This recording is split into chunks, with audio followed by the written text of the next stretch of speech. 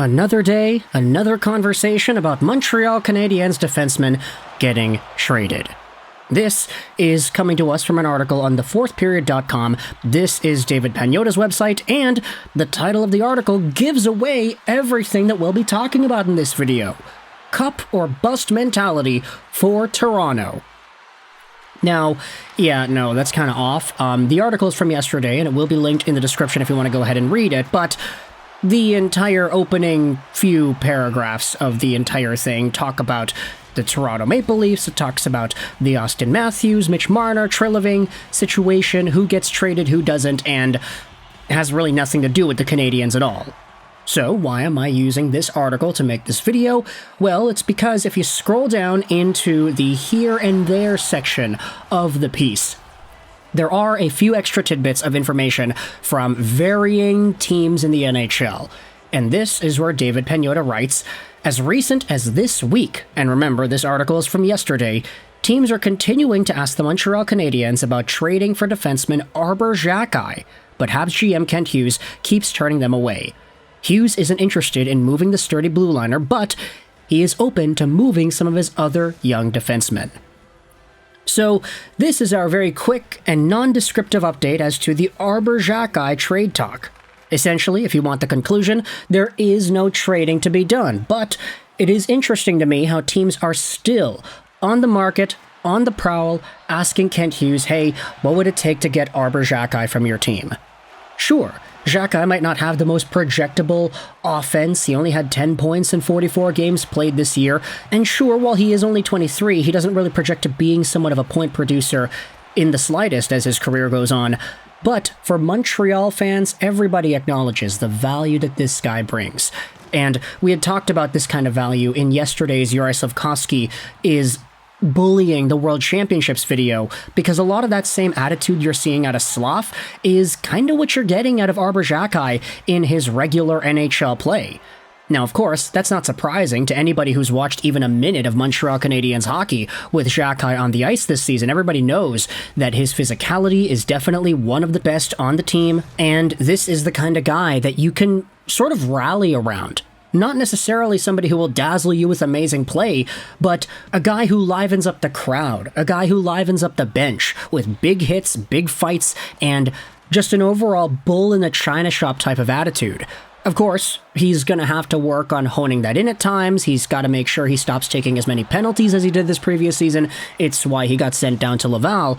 But it is interesting to me to hear that Arber Xhekaj is so valuable in the eyes of other NHL GMs, that even though we had the reports from a few weeks ago saying, Kent Hughes doesn't want to trade Arber Xhekaj. He's not listening to any offers. Other GMs just hang up the phone right now. No way Arber is coming over to your squad.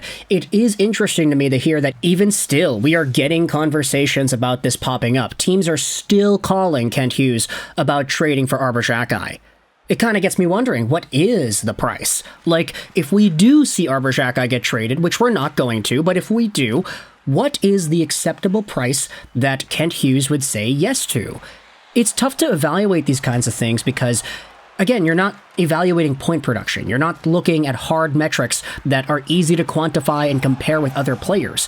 You're looking at a very particular kind of guy who happens to be young, who happens to be cheap, who happens to be big, and who happens to have this physically domineering presence that you can't really quantify and give set values to. If Arber Xhekaj was traded for a first-round pick, technically that'd be great value because you signed Arber Xhekaj from nothing. He was a free agent ad for your team after all. Turning that into a first-round pick is great.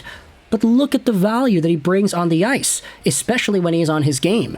If he's able to do this in a more disciplined fashion as he gets older and more mature in the NHL, then watch out, because this guy could be even more effective than he already is. No wonder teams are going out there and asking. But the question is still, what exactly is the price if Arber Xhekaj were to get traded? It's tough to say that any one individual asset is quote-unquote untouchable, but because of what Arber Xhekaj could be evaluated as, it's difficult to really put that value to words. So, is he an untouchable player? Is this guy going to remain a Montreal Canadien for life, assuming he grows and progresses in the ways that we think he could?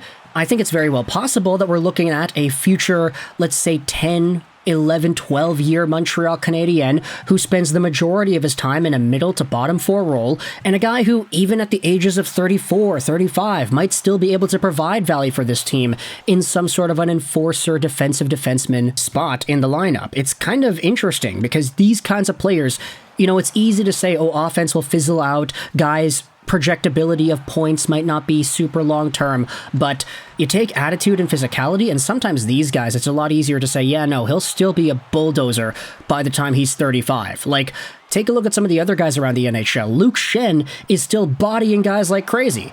Jeremy Lauzon kind of picked up a lot of his tendencies, I would say, from what Luke Schenn was capable of doing this year. There's a good connection there, and the mentorship from the older guy who is super good at hitting translated down to the youth. Of course, I'm kind of getting ahead of myself here, but Arber Xhekaj could have some sort of a similar role.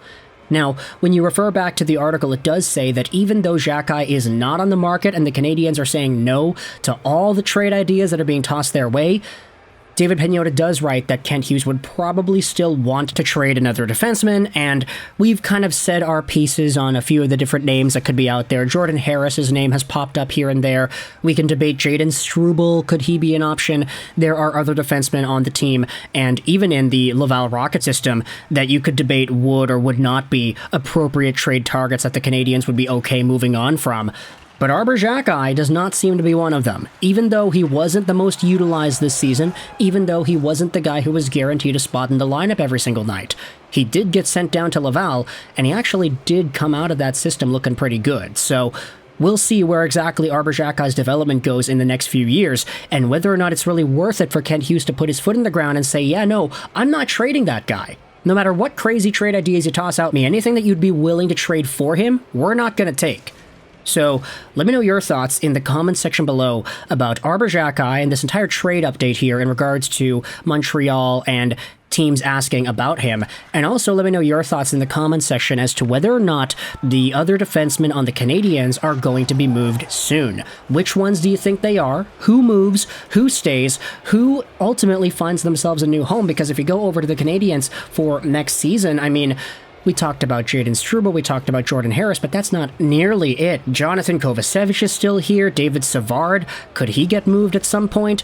Do the Canadiens dangle a Mike Matheson? Because you already have Lane Hudson in the system? Who really knows? Lots of options here for Kent Hughes and the Habs, but if all these other NHL teams are saying, yeah, no, Xhekaj, that's the guy that I want, then maybe you kind of have a gem on your hands, If everybody is asking about this dude, does that not make it easier for Kent Hughes to say, oh no, I'm not going to trade him away. Oh, you want him? Okay, no, sorry. Oh, this other team wants him as well. Okay, no, sorry, we're keeping him. Then another team and another team and another team. Everybody's asking about Arber Xhekaj. It's like, yeah, okay, we have a very valuable player here. Everybody wants him, so we're just going to keep him. Let me know your thoughts in the comments section below about Arber Xhekaj. Article will be linked in the description. Who gets traded, who stays, and I guess the other question still brings itself up too. If Arber Xhekaj did get traded, what would you expect the return to be? Because it would have to be huge in order for Kent Hughes to accept it, but where exactly does that lie? Thoughts in the comment section below. I hope you enjoyed this video, and bye.